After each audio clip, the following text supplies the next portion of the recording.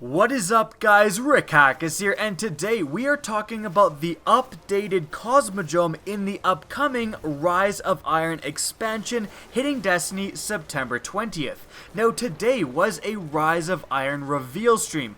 Bungie took us into the updated Cosmodrome and really just showed everyone around and showed us some of the changes that are coming with the Rise of Iron. Now, this video is going to be addressing my main question, my main concern when it comes to the updated Cosmodrome. We've known about the updated Cosmodrome for a while. I actually made a video a while back comparing some of the screenshots that have been released with the reveal of the Rise of Iron and comparing those screenshots showing updated portions of the Cosmodrome with what their, sections in the Cosmodrome look like right now. But my main question about this whole updated Cosmodrome was simply this: are we just going to get the same areas that we're already familiar with in the Cosmodrome simply remade and updated, or are we going to get entirely new areas within the Cosmodrome? Well, thankfully, Bungie revealed in this stream that yes, we are going to get entirely new areas that we can go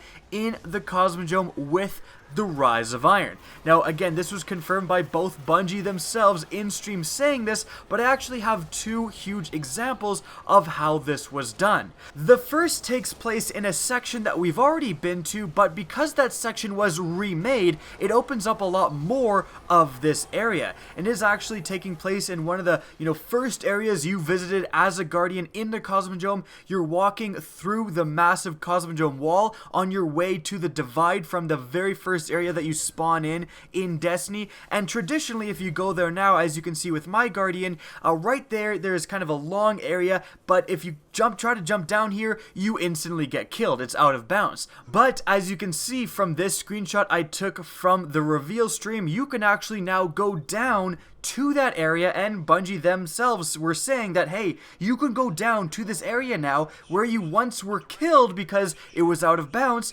You can now go down here, explore, there's enemies down here, and you can kill them. So that is an example of somewhere that we could not go before, but because the Cosmodrome has been expanded, has been updated, we can now go down to this new area. So that's one of the things I was looking for, is there, new places we can go? Is there more content being added with this update? And thankfully there is. Now, there's another example of this happening, but it's a lot more substantial.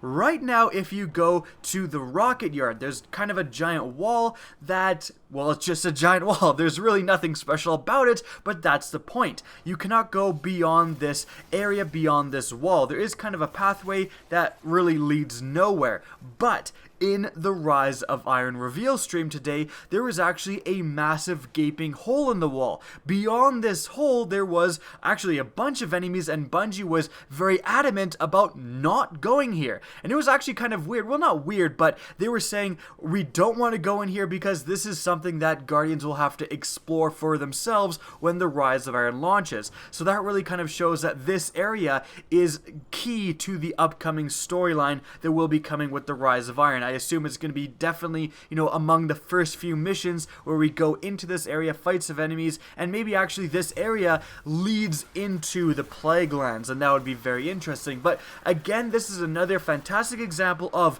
where there was once just a wall in the Cosmodrome. Because it's been updated and new areas have been added, there's now a hole in this wall and an entirely new area beyond that. That is exactly, again, what I was looking for. I am so happy that they're actually doing this, adding new areas, adding new content, rather than just giving the Cosmodrome, the existing areas, a facelift. So what does that mean for us, and what are the implications in the future of Destiny? Well, hopefully what this means is that with these new areas comes new things to do. It would be awesome to be able to go into one of these new areas, and perhaps there's a new or different public event. Perhaps there's a new boss that we can fight or farm. Perhaps there's just a new activity that we've never seen before. So that is the next step that Bungie will hopefully be able to do when providing us with new, better, and substantial content with the Rise of Iron.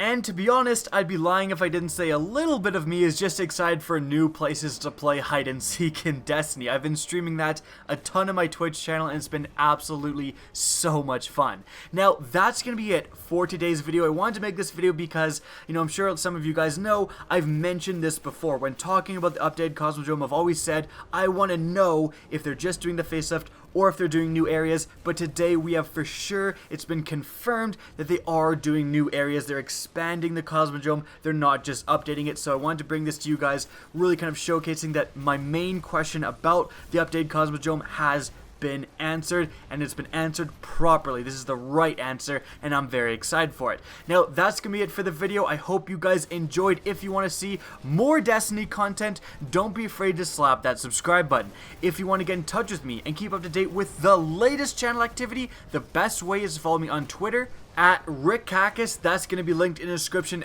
down below, as is my Twitch channel, which you can also follow. Again, I hope you enjoyed the video, and as always, have a good day. Now, I got to play Titanfall 2 recently at EA Play. I was invited out to LA to attend a special Titanfall 2 event where myself and a few other YouTubers were able to play the game for a decent amount of time early.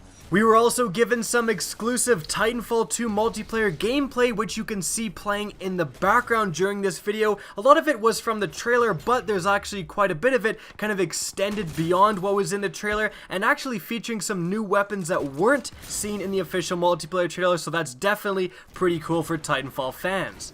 Now let's get started by discussing what new features were added in the Titanfall 2 multiplayer.